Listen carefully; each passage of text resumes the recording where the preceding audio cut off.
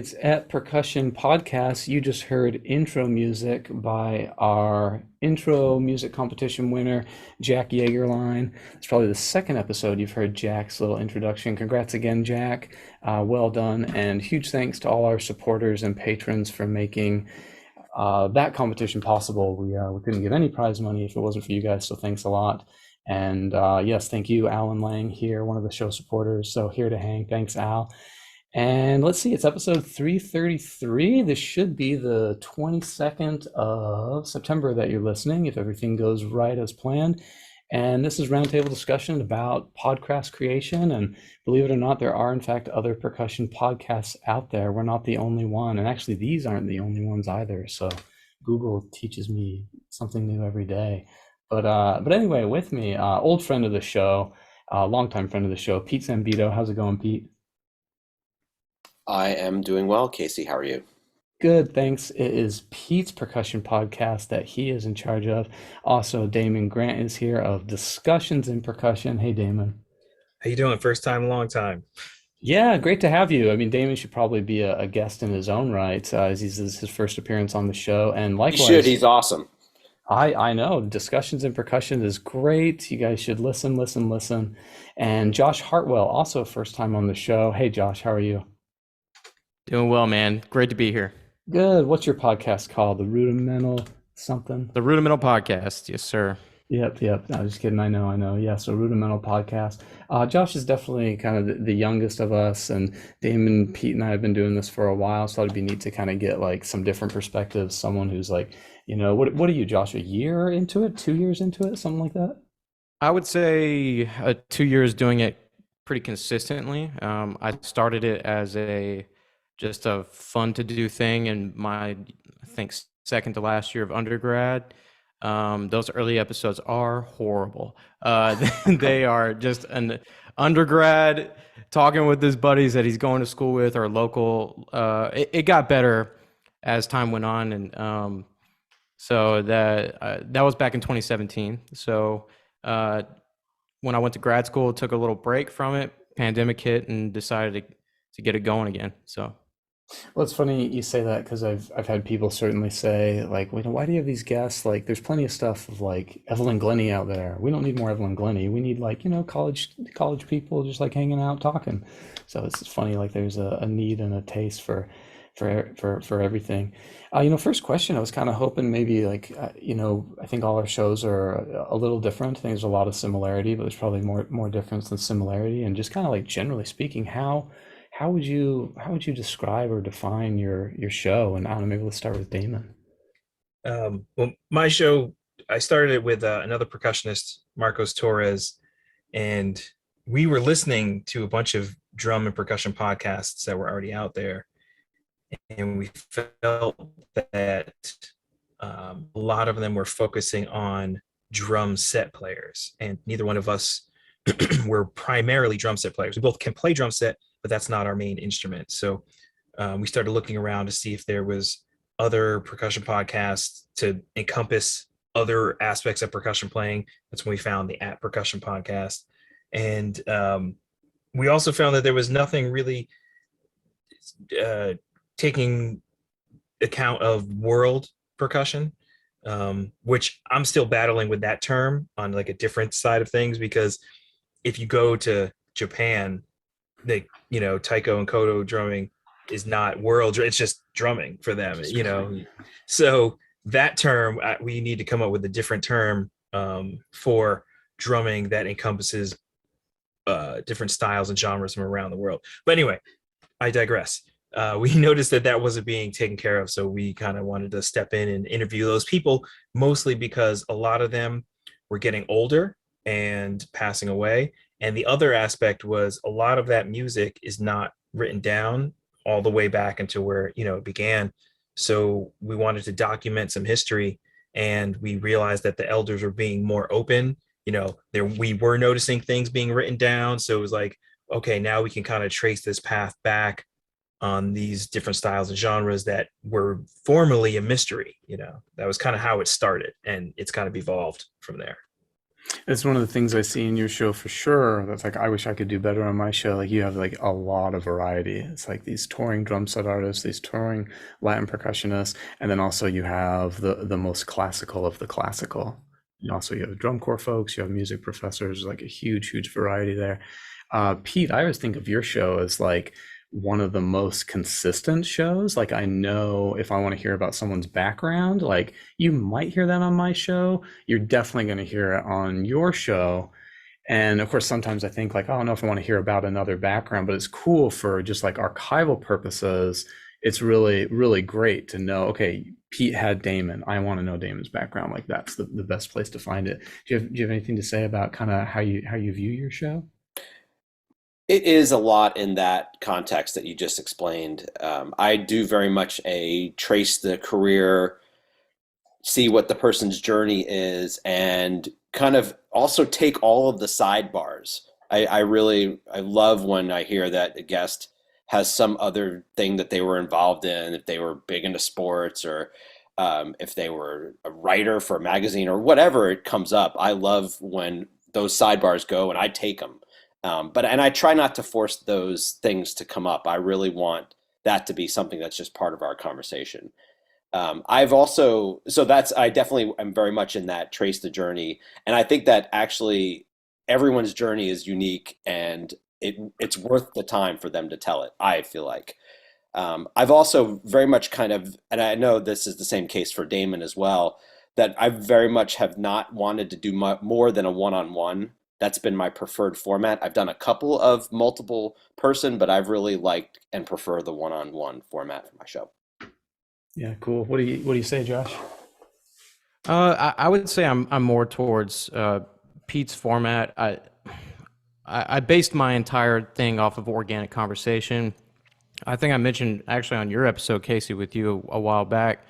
I take a lot of inspiration from the biggest podcast in the world, not just percussion podcast. Rogan and people in that kind of echelon. Rogan takes an extremely casual approach, and sometimes the whole purpose of the guest that's on his show doesn't even come up until the very end, and I find that kind of funny. But I honestly a lot of the times don't go in with a timeline. My goal is to try to get to know the person along with, if I don't know them already, try to get to know the person along with the guest or along with the audience rather. So I if we get academic, sure. If we get very casual, we talk sports, we talk, whatever politics, any subject really. I'm willing to go there. Similar to what Pete was saying, and I love it. I love the unexpectedness. I love organic conversation, and I love that it's recorded. And it takes a little bit for the conversation to get warmed up to that, I think sometimes. But when you feel that flow of the conversation and you learn how to guide that flow, it's a lot of fun. Yeah, I feel like I described that recently to a friend about how some episodes can go. Like you feel like you don't really get into that flow till long into it. It makes me sometimes wonder, like, gosh, should we do like a pre-chat, like a 30-minute pre-chat, so that when we push record, we're kind of at least a lot closer to that flow? I mean, I don't know. It seems like a lot. It seems like you might miss a lot of good stuff, but I Right. definitely experienced exactly what you're saying. I often press record immediately, and before Zoom did the whole "this meeting's being recorded" thing, it was kind of sneaky, but I understand why they do it. But and then you're never gonna do anybody any harm by any of that. But I've caught a lot of great stuff just by doing that and just getting going from the beginning. I don't typically do an intro. Sometimes I will, and I'll just go straight into it from the intro music and here we go kind of thing. Mm-hmm. Mm-hmm.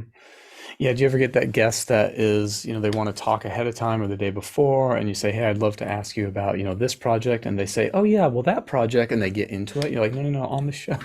No, don't Yeah. tell me now. I want it to be on the show, please. Yeah.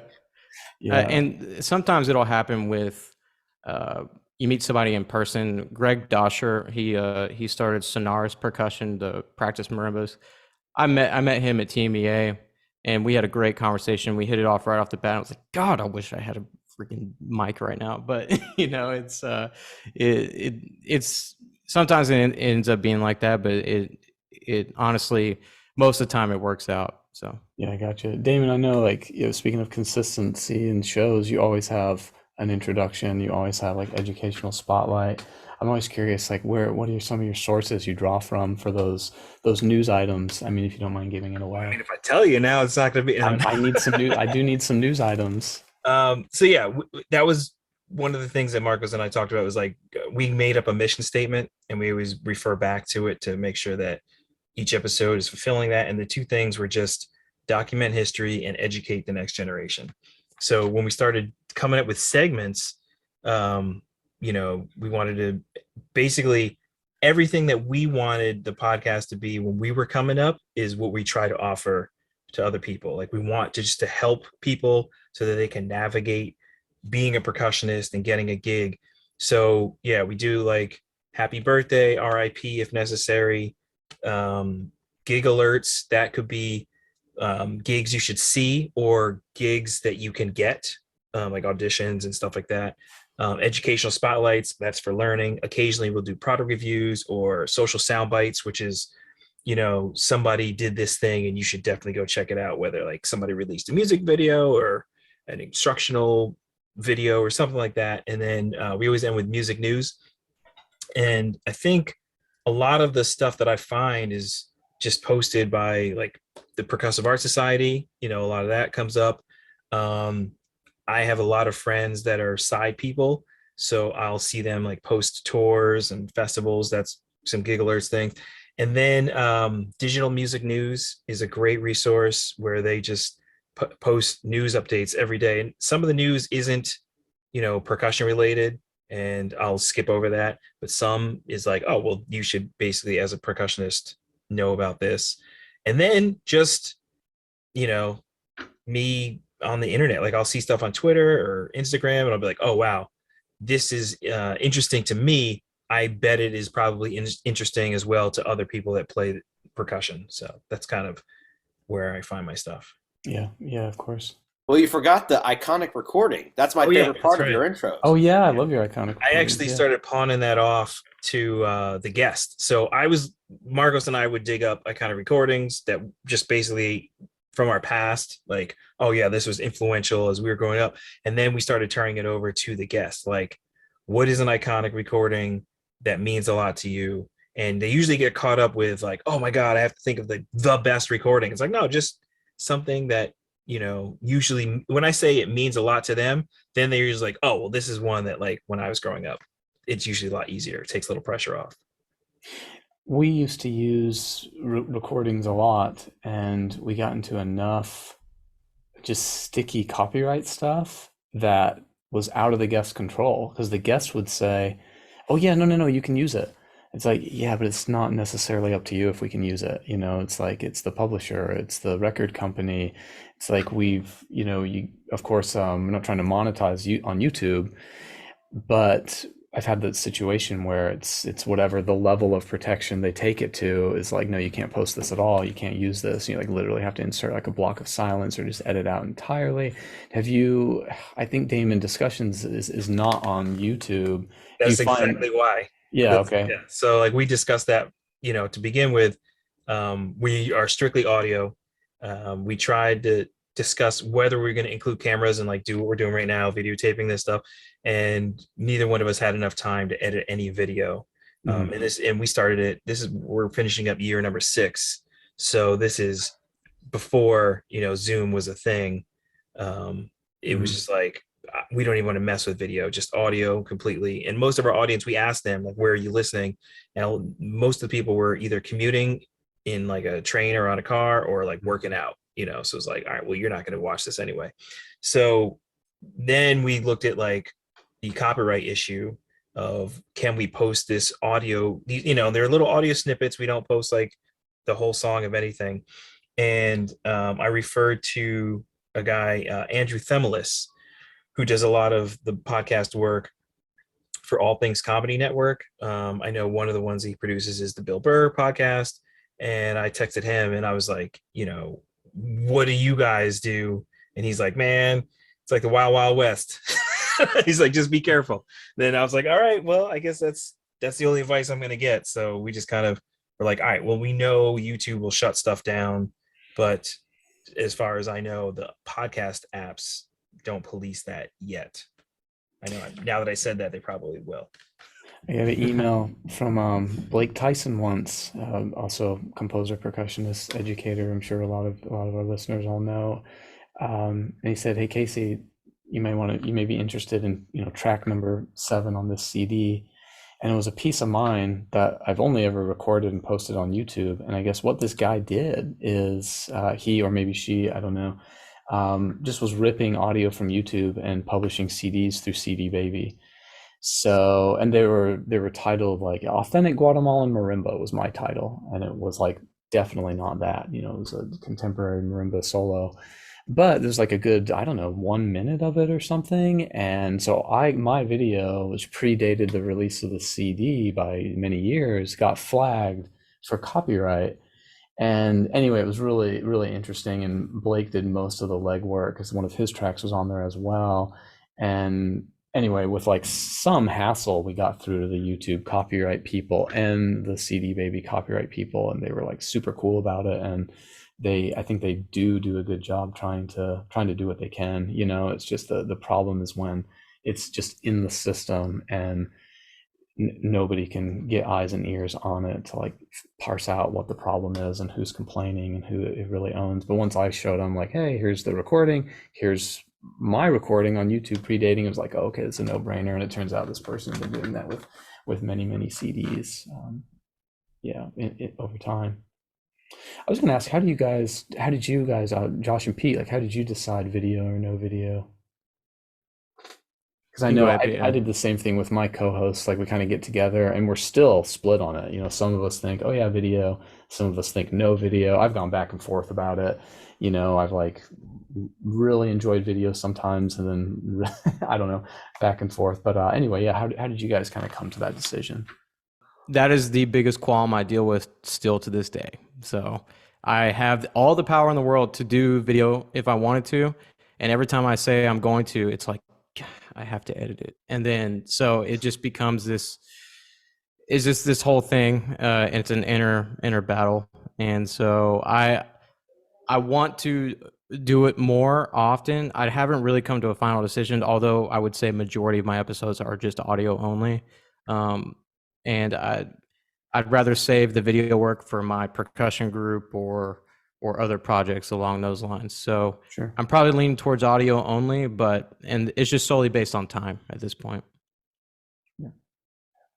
Yeah, similar time. And I kind of have always thought of mine more in the audio vein anyway, just as it is. And the only thing I've thought about is sometimes I've seen other podcasts will post maybe like a minute or something of the conversation, just kind of as a teaser. And I've thought about doing that as part of, as a side thing, but I don't have the time. Yeah. I'd like to I think I have the time.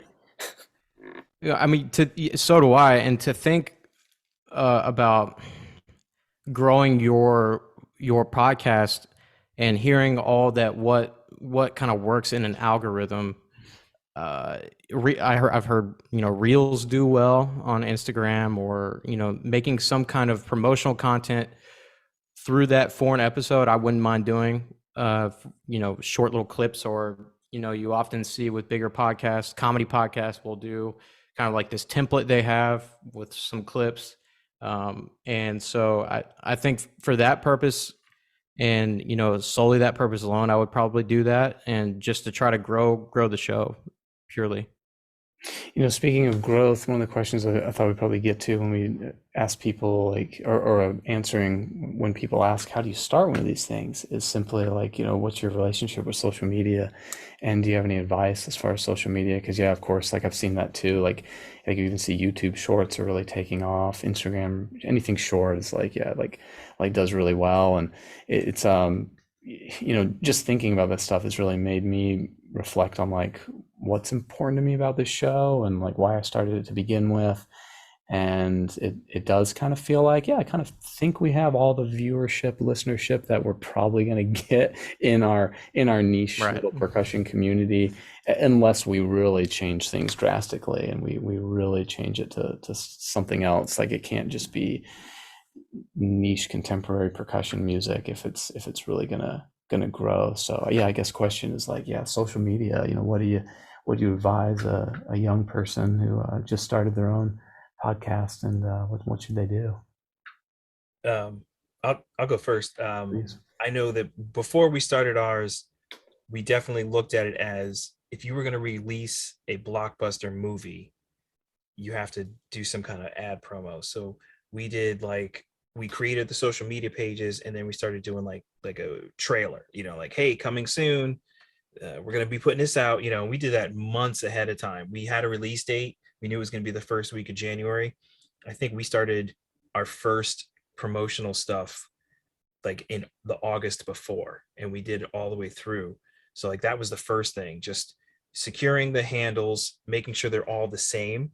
The only other one that we had to change was Twitter because it just didn't have enough characters, but every handle's the same, and then hit them with the promo. And I had done a couple of albums before, so I was already like my mindset was already in the marketing side of things, and I treated it the same way that you would market anything. There's like two main things. One of them is like having a topic.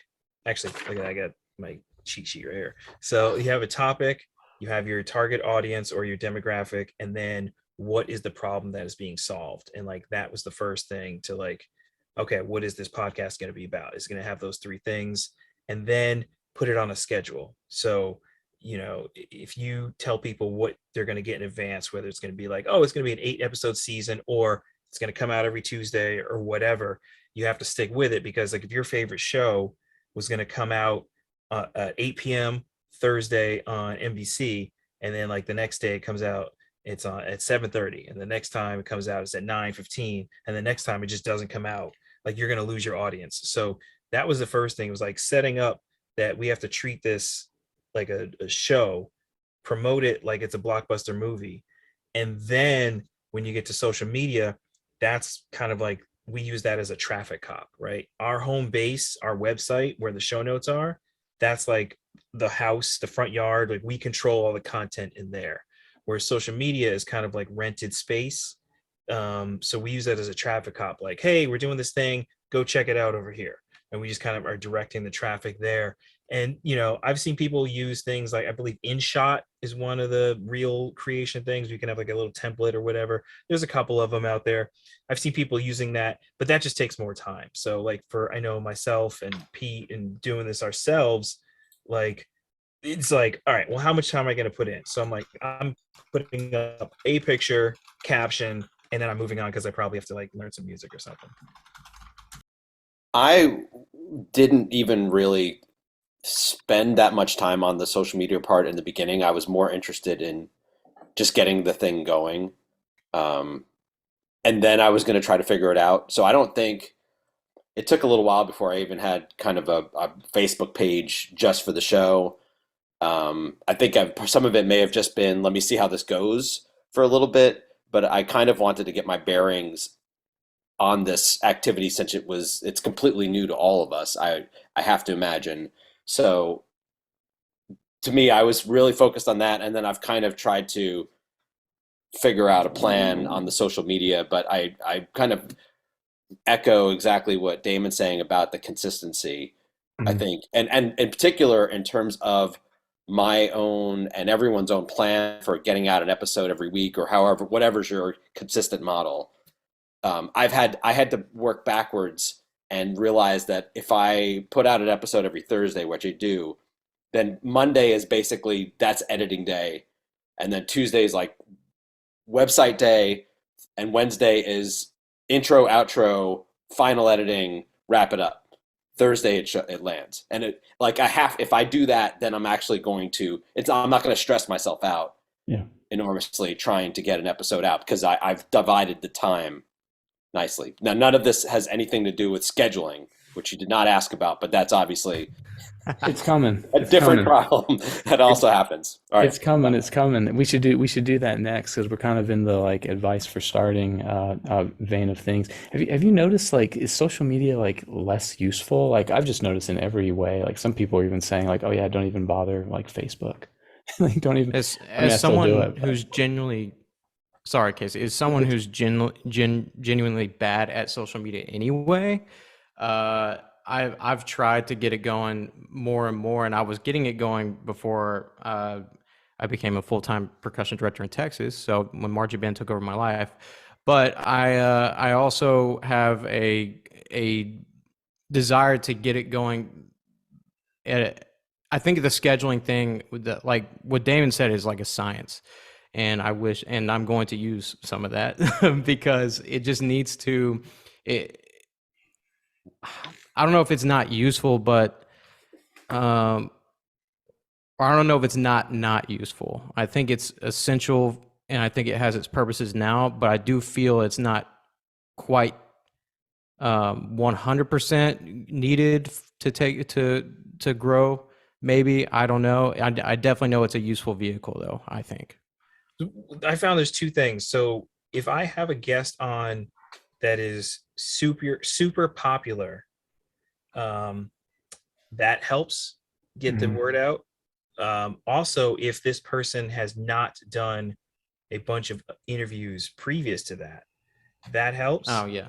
And then also how savvy they are with social media on their own, alerting their following. So I've had people that aren't as quote unquote famous, but are really good about getting the word out and their social media promotion. So it just doubles whatever I did. And I've had their episodes have like huge listenership. And then I've had other people where it's like, okay, they don't do a ton of interviews, or they're not even on social media themselves, and they're a coveted interview that people want to hear. So those interviews have done really well. Um, and then the other thing I found is I I just recently checked because you had asked about like our behind the scenes kind of stuff. My podcast is downloaded in, I think, just over 80 countries, but that's because I actively went out and found guests in other countries. Mhm. So as soon as I interviewed, people in like Asian Philharmonic, whether it's South Korea or Singapore or whatever, all of a sudden there's a whole new listenership of people that were tuning in. And I found that my biggest hurdle is that my podcast is offered in English. And Mhm. Marcos and I tried to find this program where you could download the podcast in your native language. And we thought we found something. We're like, oh, that's going to be huge, especially when we get to the Latin American percussionists. But all it did was it put a virus onto my computer. Oh. I'm still on the search for something that will let people listen to the podcast in their native language. Yeah. I So remember, oh my gosh, Damon, I remember, weren't you hyping that service for a while? And I'm so then, excited yeah, I Mhm. remember that when that was going and then on. so disappointed. Mm. Seems like you would have to, because like Zoom will give you a transcript in English, and then it's like, okay, it seems like there's probably something out there that would take a transcript, translate it, and then revoice it, Or in a something. new I was just, language. yeah, I'm like, I was looking at like the UN, and I was like, well, they still use translators. It's like, there's got to be something, Hmm. Hmm. but whatever. Yeah. I think it's interesting too. An example of that with mine would be Alex Flood. He's a Australian, just killer drum set player and makes really great music. But he also plays a lot of African drums. And we were talking, and the episode was like 3 hours long. And I was like, man, I have a lot of listens on this episode. I didn't really push it out, except he shared it once, and I look, and he has 12,000 followers. And I'm like, okay, this is great. I really didn't have to do a ton of work on that one, admittedly, but as far as promoting it. But then I looked at, I had both of my teachers on at one point, and neither of them are social media savvy. Neither of them do anything, and they had just as many plays. And it was interesting. Like Dean Gronemeyer, my professor at UNLV, he doesn't even barely knows how to work his phone. Like it's well known that he doesn't know, and it had just as many plays. And that's the part to me that's confusing. But back to the consistency thing, I think the biggest piece of advice I got was some clip with Gary Vee, and he's like, it doesn't matter if it's bad, just put something out. Put something out there consistently in a weekly basis, or whatever kind of pace that you need to go at, or can go at. And that probably has something to do with that. And by default, I think you'll get that outreach. Okay.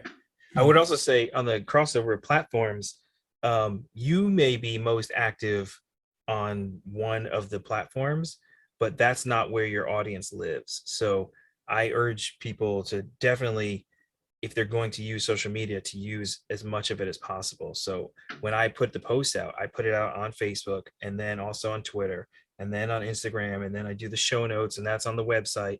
And then some people don't listen on podcast apps, so I opted to also put it up on SoundCloud, and I think Spotify, and like you have to find out where your audience is, and then you have to like bring it to them or alert them where it is, because I know that most of my audience personally on my personal stuff is on Instagram, but there's still a whole bunch of people that follow me on Facebook that aren't following me on Instagram. So I make sure that, I'm also posting on these other platforms, because it's going to reach these other people that, like, I may not be all there all the time, but they are, and I just spoke at a music conference, and one of the people who came up was from Meta, and she was talking about behind the scenes for Facebook and Instagram. And that was one of the things that she pointed out. She was like, hey, you may think that Facebook is dead or your audience isn't on Instagram, but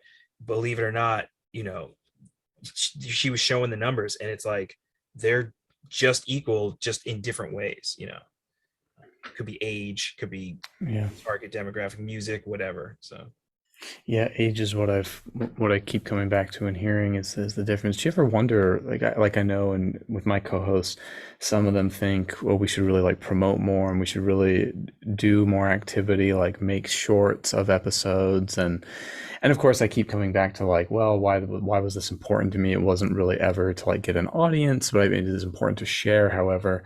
But yeah, like my feeling is more like, oh, shouldn't we take all that time like researching the guests more, or like researching topics more, or delving further into like the music history of the day segment or something? And yeah, I guess I wrestle with it. It's like, gosh, how much of that do you do before you wonder like, oh, should I just focus on my show? And then if the show is better, it will have better legs, in general. But I don't know. It seems like there's no certain way to know. Well, I mean, the disadvantage that we have that other giant media platforms have is they have teams. They have a team that can focus on the research, they have a team that's focusing on the interview, they have a team that's then focusing on the promotion. Like, we're doing all of this ourselves, and also have other jobs in the music field. So you can't compete with like a Justin Bieber. He's got a team of people around him, so he can concentrate on Justin Bieber the artist, because he's got a marketing team, and he's got a legal team, and he's got whatever. So it's like, you just have to do what you are able to do, and trust that the quality of your product will find your audience if you're consistent about it. Yeah, well said. Yeah, Al, I think you had a question. Yeah, I was gonna throw in. I really agree with you guys with the social media stuff. There was they were talking about, somebody, I forget exactly who it was, but they were talking about how all the platforms are becoming TikTok, basically, because everything is reels like, and Yeah. and everything like that. So I was working on getting back into the YouTube stuff, and that was crossing my mind. It was going to prove to be difficult for sure. But yeah, so I guess my question was just going to try to continue on getting started. So what did you guys, and I know Josh, you kind of mentioned this with what Gary Vee was talking about. I've seen that same clip where he's like, oh yeah, just, you have a camera, pull out your phone and use it. Yeah.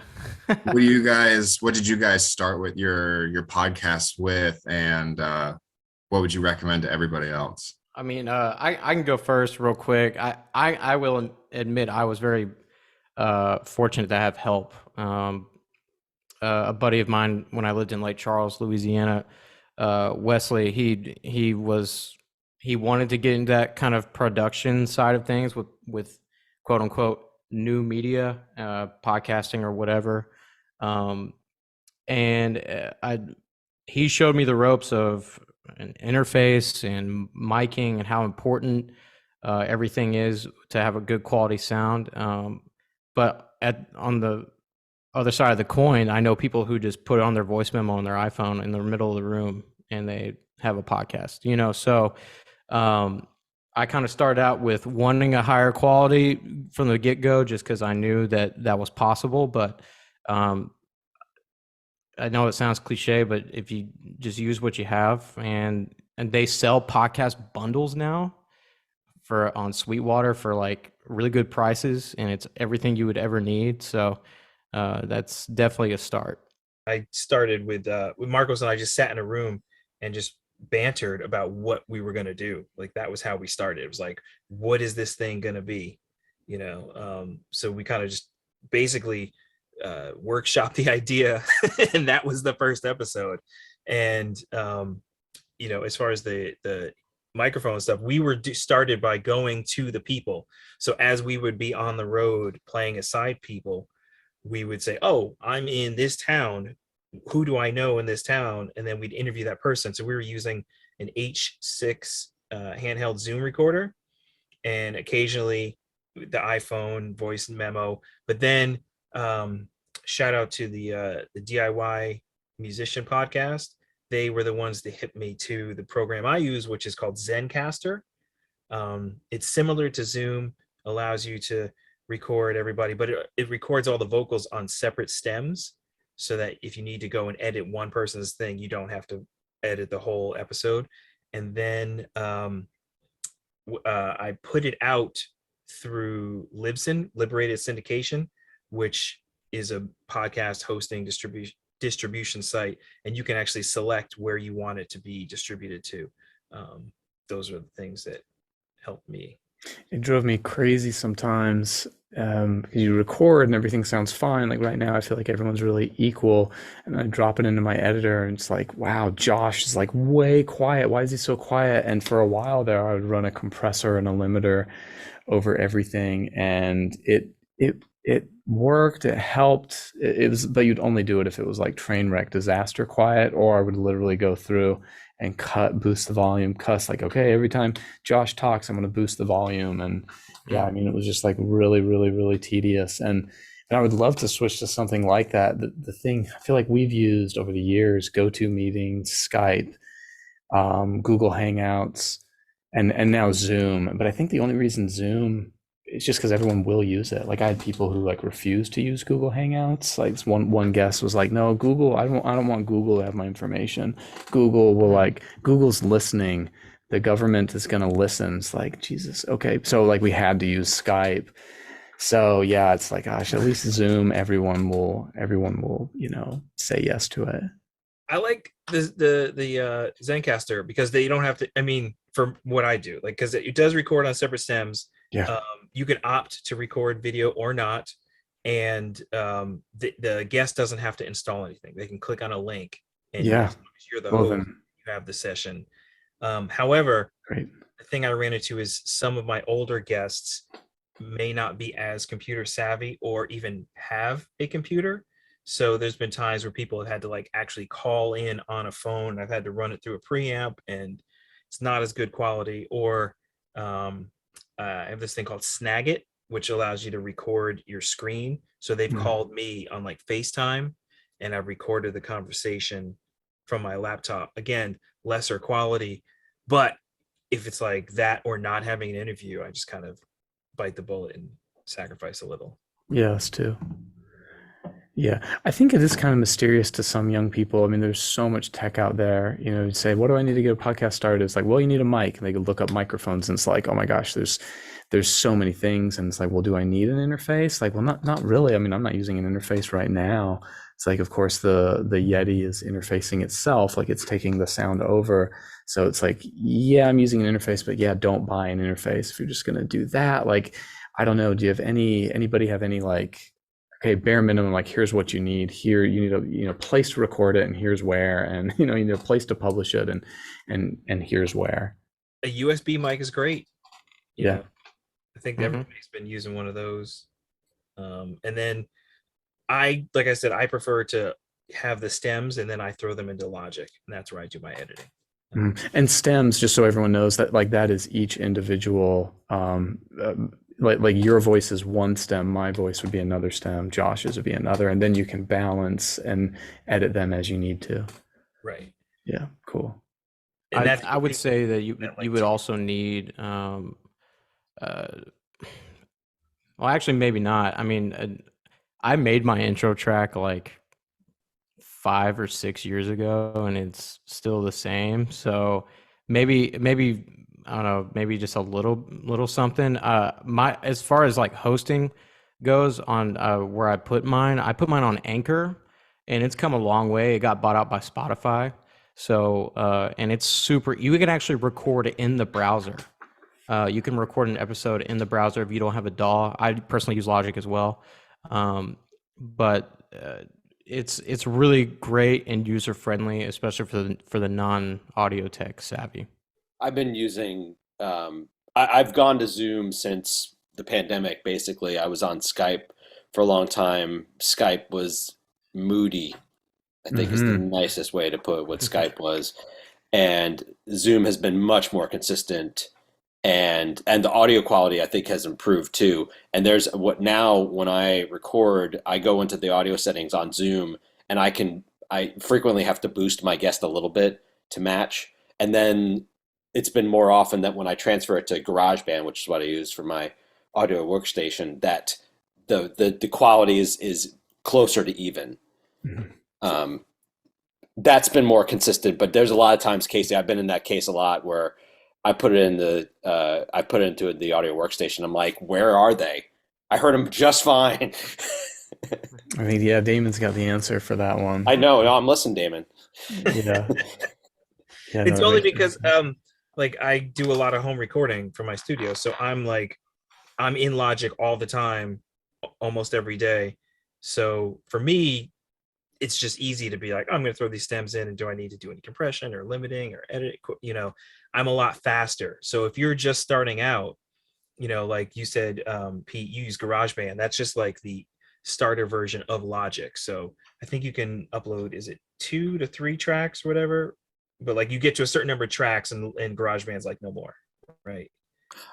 I use 4, and I've never had a problem I going, think that or might be and 5 sometimes. Yeah, I know Yeah. there's a limit, which is Okay. why like some people are like, I gotta get out of this program. So yeah, like if you're just starting out, get a USB mic. You can host from Libsyn because they'll send it to everywhere, so you don't have to worry about that. GarageBand is a basic way to edit your episode. Yes, get an intro. Even if it's just something simple, like if you listen to like the New York Times, the daily podcast, it's like a shaker and a marimba or something like that. If you don't have to be crazy about it. Aaron Sterling had a podcast, that drummer, and he's got like an intro. He's got segment intros, like little clips. Like he's like, let's talk about gear, and then he plays a little like intro clip of me. Like that is well produced, and I am jealous of that. But you don't have to go that far. One of the best session drummers in the world, but yeah. Right, but he's another one who's like in a DAW all the time. Oh yeah, yeah. Well, you throw in, you have all of the other video audio clips, as well as Marcos's music news, which is amazing. I love that every time it shows up. He's always still there. Still, yeah. I told him the last time he was going to be on, I was like, all right, you better You sing a good one because this is going to be the one we're going to use for eternity. Do you guys have a preferred method of organization? Like you're booking a guest, I mean, you guys saw we had a bunch of exchanges just to try to get all of us here at the same time. I almost made a doodle poll. I was like, no, it doesn't have to come to that. That's like last emergency resort doodle poll. Do you All have a right. favorite? You ready? Yeah. Check this out. Yeah. Oh, it's paper. I think paper is coming. See, you got to have video. I have a camera. Hey. I mean, I'm looking in the camera. I have a calendar, like a Hey, paper I have calendar. I have real notes over here. See, so you got to do video. That would be lost on your show. You couldn't have just said I have a paper calendar. There's I no have a way. paper calendar. You can see the whole month. And that's the important part, because you get the weekly one, you turn the page and you're like, uh-oh, if you can see the whole month, you can plan better. But other people use Google Cal, iCal. As far as scheduling, I try to schedule as far out as possible, but if I get busy, it could be like the week of, I try to have a few in the can, but life doesn't always let that happen. Yeah, for sure. Yeah, I know I for us. use. Oh, sorry, go Oh, ahead, go Josh. ahead. No, please. Well, I was just saying real quick. Mine kind of have merged together with a software called Calendly. Um, it allows you to allows the guest to click on a link, and if it's a Zoom one, they can schedule it themselves, and then that will send a notification to me, and then it will save as an iCal event. If it's in person, like if I'm interviewing someone in Houston, I can send it to them. They'll schedule it themselves on that program, and it'll automatically add to my iCal. So they can see your calendar, of course, so they're Right. scheduling in slots that you've said, here's when I could do it. Yeah, here's my available times. Yeah. Here's when I got all this stuff going on. Pick wherever you want. Oh, very cool. That would be very Mhm. nice. Yeah, it'd be great to cut down on how many back and forths you have to do. And I mean, I guess that's always the Right. case. It's like it happens at work all the time. Like, oh, well, we need to get together Yeah. and have a faculty meeting. When are we going to do it? Like, yeah, it's not going to happen. Good luck. If there's more than two of you, it's Calendly. never going to happen.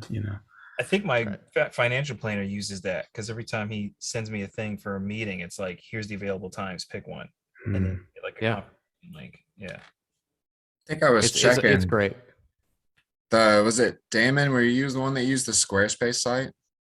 Oh, for the website hosting? Yeah. Yeah. I use Squarespace because it's easy. If you don't understand coding, I know there's like Wix and WordPress is another one.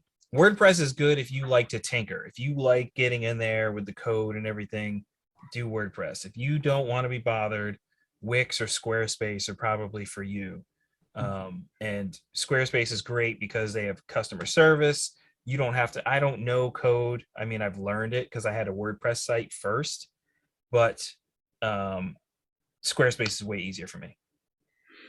Yeah, the Squarespace has, and I'm gonna butcher this one. I think it's a Tendy or something like that. It's like a competitor to the Calendly. Okay. You can Okay. like upgrade your Squarespace site through that one. Cool. It is really wonderful nowadays. I mean, I remember I didn't have to get deep into coding, but I remember like my first like personal website. I mean, it was just a mess. It's like the little application they used and the shopping cart. I mean, it was just so troublesome and so buggy and so difficult. I mean, this would have been back in 2008 or something. And I mean, now, yeah, there's so many viable options. And whenever I sit down with students and we start to talk about websites, I mean, it's just like you can't fail if you because they're all. I mean, everyone needs a website now. So of course, there's so many competitors for what is Do you, decent. do you use Squarespace, Casey? For Or do you? myself, well, I use the host is called Bluehost, and Uh, they are who I started with back in 2008, and it came with its own like web page creator, and that creator was just lousy back then. I'm mm, sure it's much better now, but I use a program called What You See Is What You Get, and it's just a $50 web designer program independent from the host. And so you do whatever you want in there, and then you just have to put in all your right information so it uploads correctly. into the right spot. And your store is that just PayPal or? Same. It's through what you see is what you get, and Oh, there's okay, a gotcha. little like shopping cart like insert, and it's a really limited shopping cart, but it does everything I need it to do, and it has a way to like, hey, do you want to configure this via PayPal, or do you want to do it another way, or do you want to run credit cards? If you want to run credit cards, you need to do this other thing, and da da da. It's pretty easy. Cool. Yeah. Uh, Hey, did you have a MySpace page? oh, probably a long time ago. Yeah. Yeah, I mean, Josh, you're probably like an infant, but I know Pete, you probably had one. No, I But have that was one. I have one. Yeah. you had one? I'm 27. Yeah, I have one. I have Okay. one. I had one in the glory days, dude. Because The I was gonna say that bulletins. was like your first step into like learning how to code was like, how do you build a MySpace page? You guys are my top friends right now. That's great. I got With Arms Wide Open by Creed as my Intro music. intro music on my page. You're welcome. Oh. And somehow it doesn't get flagged because nobody's listening to it. Yeah, Yeah. that was back when Yeah. it was questionable copyright law. Yeah. Yeah, when all that was like super duper muddy. Do you have any other things you want to tell like young people that maybe ask how to get started? Yeah, because we've talked a lot about the the hardware and kind of the software and where to post and everything. I also think it's important to have an idea of what you want to do with a podcast. What like do you have a targeted audience? How long do you want it to be? Do you want to have a lot of segments? How often do you want to publish? Do you want to do seasons versus every week? Like some of these things are kind of, I know Damon kind of talked a lot about it in terms of the way that he and Marcos set up theirs. And I believe if I remember if I think you said this, Damon, that there was a lot of when you were creating that opening segments that developed out of the banter, right? That wasn't like a plan. You just it formed into that side, right? Yes, that is correct. Yeah. Yeah. So I think it kind of what would be an important thing that you would want to podcast about, and I think we've all kind of made this point over and over. Do you want to spend the time to do this on a regular basis? Because I think you could do it a couple times, but then you may realize that it actually takes up a lot more time than it always takes longer to put these things up than I ever expected to. Hmm. Unless I'm alone on that, but that's my experience. No, always. And anything can happen in an episode to where my advice would be to have like a notepad or like a notes app open on your MacBook to write down time markers in case something happens or important maybe topics that come up that you can mark later for maybe making some content out of it. So just having those little fail safes too. If you do in person, like I always put my iPhone in the room somewhere just in case. And just having those kind of oh crap moments be saved. So I feel like a dinosaur. Everything you just said, I do like on a legal pad. The paper. well, Like I have the notes app open. I'm like, I got a pen. yeah, well, you can add me on MySpace later, Damon. I'll look for you on Friendster. But yeah, the thing, Pete, I said earlier that I'll just reiterate. I was listening to this music business podcast. No, sorry, a small business podcast, and I applied it to music business. And the thing that they were saying was they had a Venn diagram where the circles converge, and it was you have to have a topic, you have your target audience or your demographic, and then you have the problem that is being solved. So for us, that was the topic was drums and percussion. Our main audience was college and high school percussionists. And then the problem that we're solving was we're going to document the history and help educate them to make them better. And it was like, where does that meet? And I'll do is I'll do a lot of homework on them ahead of time.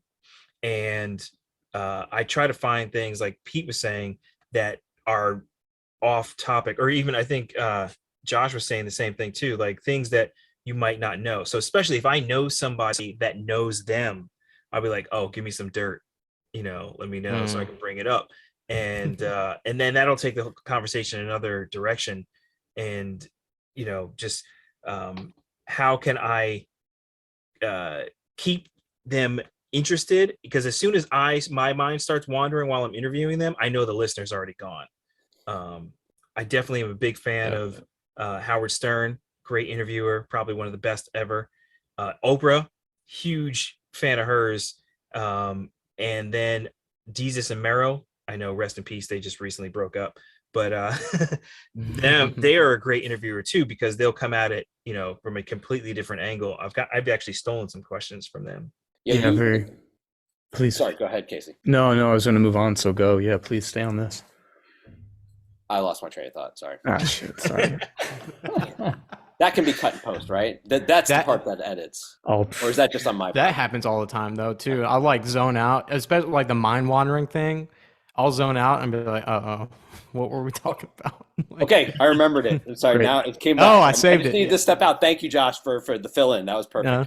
No, but Damon, what I was thinking of is when you will you're almost like James Lipton in Inside the Actor Studio, where you'll be like, in your 5th grade play, you played Julius Caesar.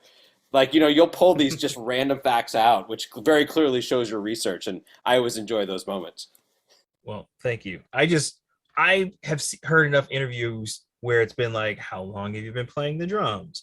When did you start? Like, there's got to be other ways to get at that, So instead of me saying, how long you've been playing the drums, I can ask, like, what's your first memory of music?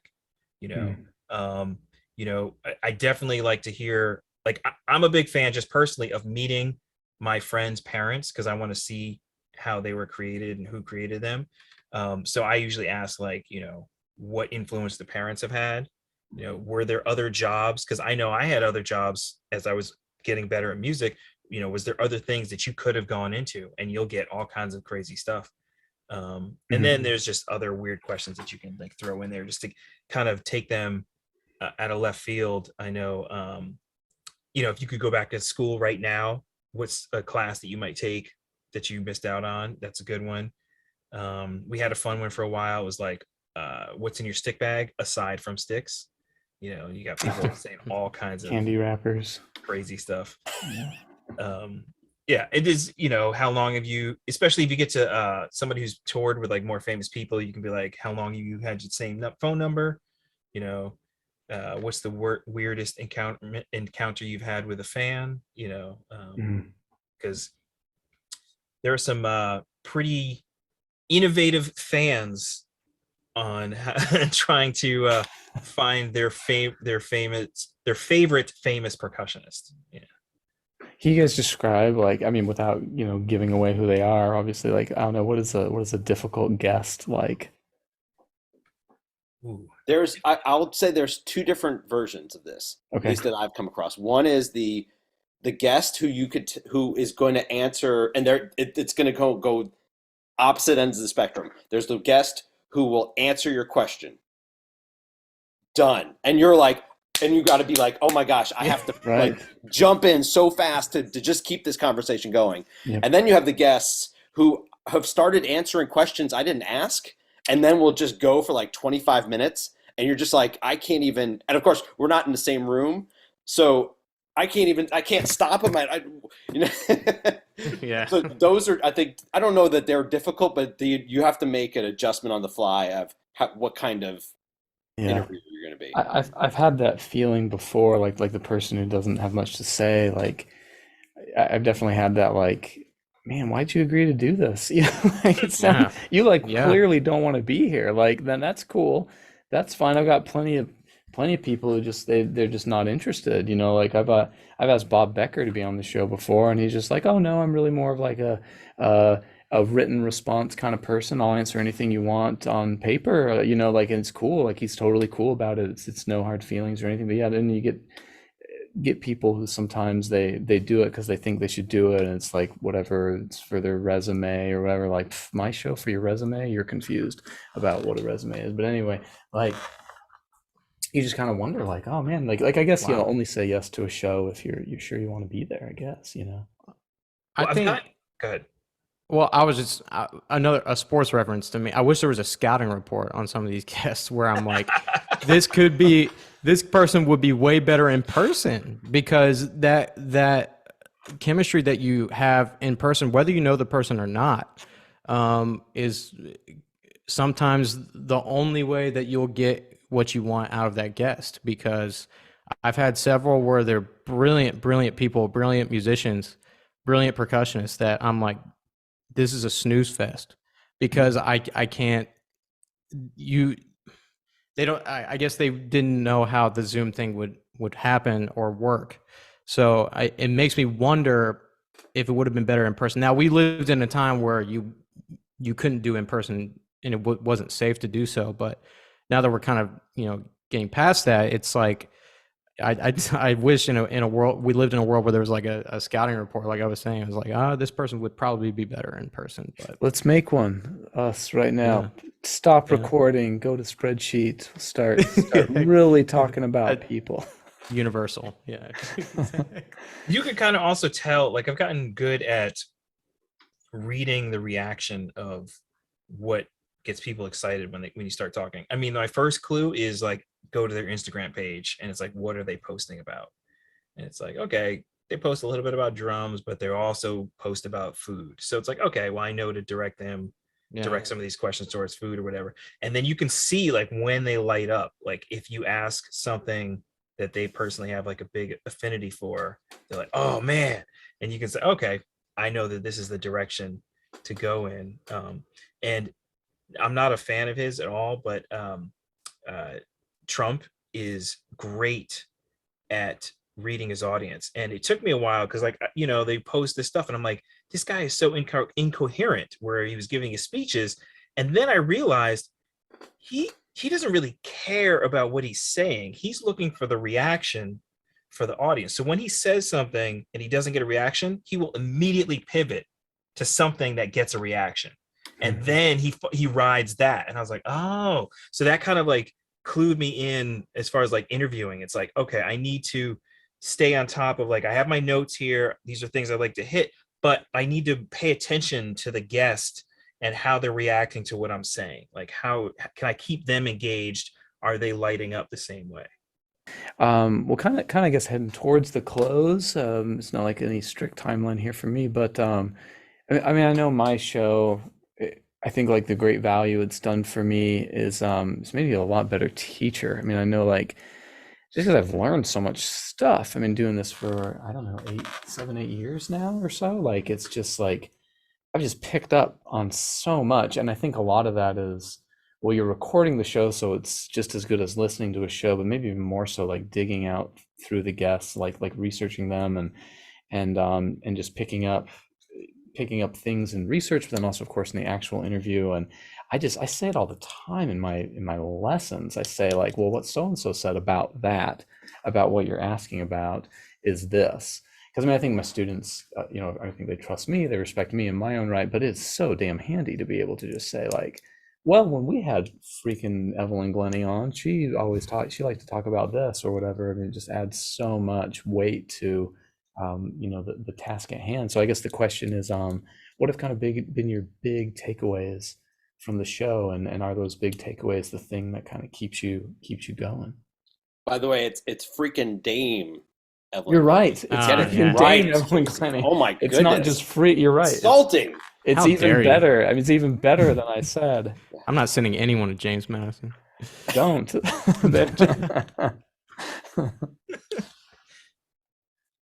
But yeah, like, I guess, is there a big takeaway you've gotten from it? Like, is there been something that's really, really set in and that you've kept, beyond all the tidbits and fun facts? Maybe start with Pete. I definitely noticed that it's made me a better teacher. And it's sometimes it's about information, but it's also about just talking to people.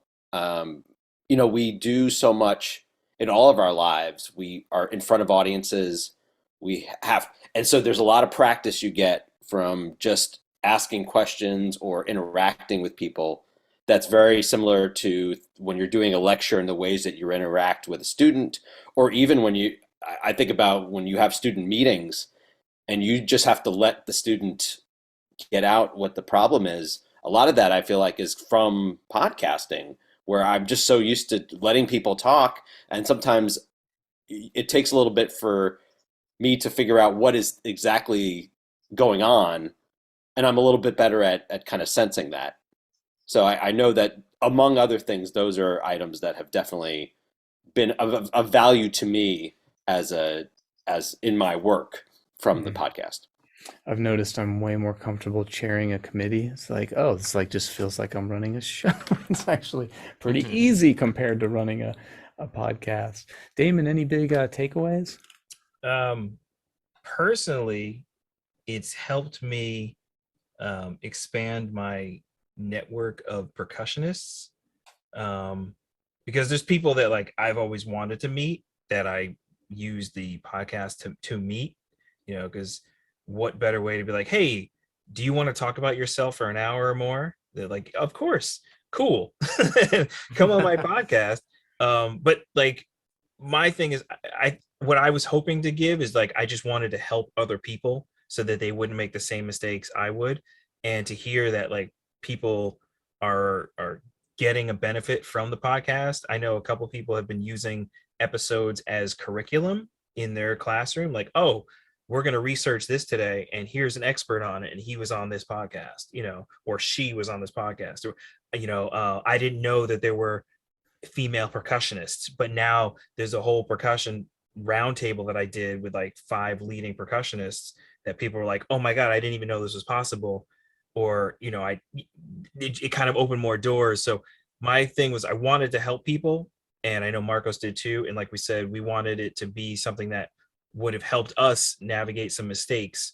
But personally, it's also helped me make my career a little bit better. When I start, I can honestly say from where I started with the podcast episode 1 to where I'm at now, there has been certain opportunities that I have been afforded because I've been hosting this podcast, whether it's been subbing for somebody else or getting a gig because I made a connection with somebody or whatever. So ground level, hoping to help more people, and I would a side product would buy a side benefit would be also more gigs. Cool. Yeah, yeah, yeah. Josh, anything? Yeah, I mean, partly, or should I say that I think that a lot of what they both said, um, especially along the lines of helping people. I started about a year or so ago. I started a mental health and musicians series that, if people are comfortable enough, they can come on and share their struggles while they're a musician and dealing with those internal battles. I for one am very open about all of that that I've dealt with in the past, and so those are on those episodes, and it helps people. I've gotten great private messages about the responses to those episodes, um, and so that is a great baseline to have. I think if you're going to have a voice, or you want to create an opportunity for you to have a voice, I think there's no better way to do it than to make your baseline to help people. And the reason we play drums and percussion in general is so we can make people feel a certain way. We do it for ourselves. It's our own personal therapy. It's an escape. And you wanna kind of find maybe create that escape for somebody else, and or let them know that it's not just they're not alone. And so, especially when it comes to this little niche community we have, and we go to PASIC each year. We do these conventions. We meet up at summer workshops or whatever, and we're all dealing with this, and we all play percussion, and so we can relate and in those kind of struggles. But it's helped expand my network as well, and also helped me discover that I love creating content. I love getting better at audio editing, getting better at video editing. It's allowed me to pursue other content creation side gigs. I do a lot of work with Sabian. I am on their artist roster, but I also get to help them make some video content.